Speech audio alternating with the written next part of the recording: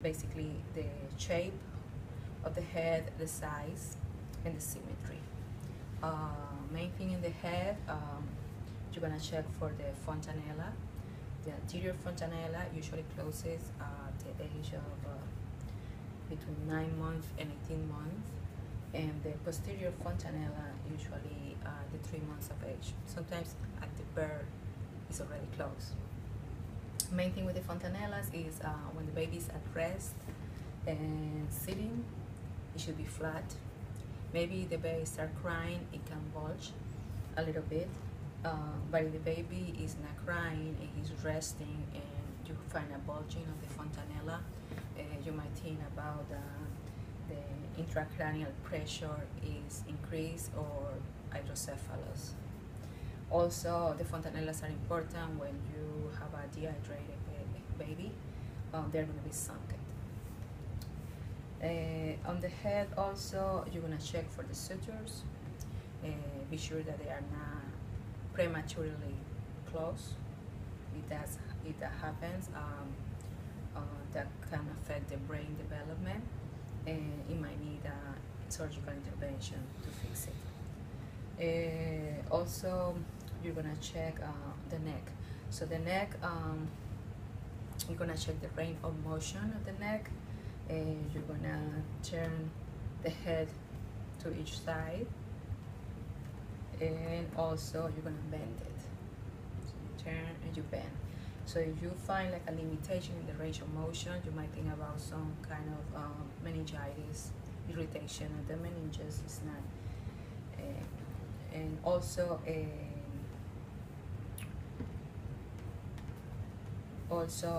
you're gonna check for the eyes. The eyes, when going to the face, you're gonna check for the eyes. Be sure that they are symmetric. You're gonna check for the space in between the eyes and the shape, and you're gonna check the pupils. They should be equal in size, equal in reaction to the light, and also you're gonna check for the reflex with the ophthalmoscope, and if you don't see it, it might be a sign that the baby has a retinoblastoma or congenital cataract. Also, you can find some strabismo in the baby. If that happens like occasionally, that might happen, it might be normal, but if it's continue, it stays, and fix the eye to one side, it has to be investigated. The ears of the baby, the top of the pinna of the baby, of the ear, should be on an imaginary line that goes from the crease of the eye. So if that ear is lower, it might be related to some chromosomical abnormalities, or also if one ear is significantly smaller than the other one, it could be related, so some kind of kidney abnormality.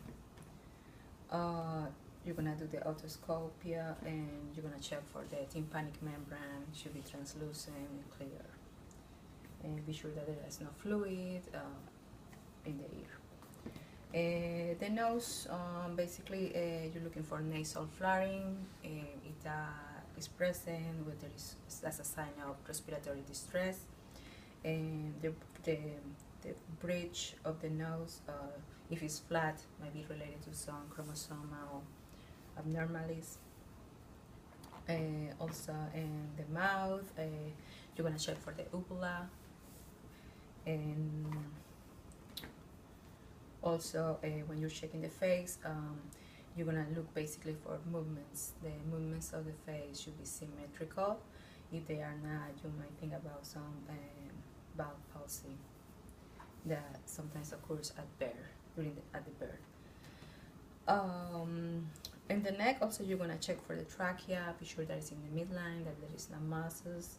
You're gonna check for the lymphatic node chains in front of the ear, in the front and on the back of the neck, submaxillary, submental. Also, you're gonna um, on the chest and lungs. You're gonna check for crepitus.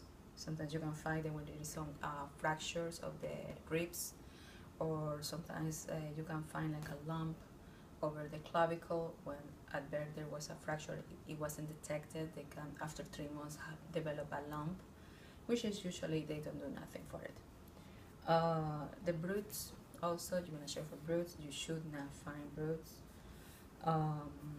You're gonna look for the breast, basically the areola size, and the nipple, if it's well developed or not, if it's symmetrical.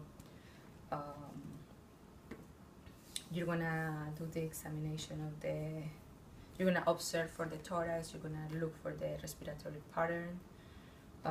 Be sure that there is a tachypnea, and like I said before, it should be between 30 and 60 respiratories per minute for the newborn.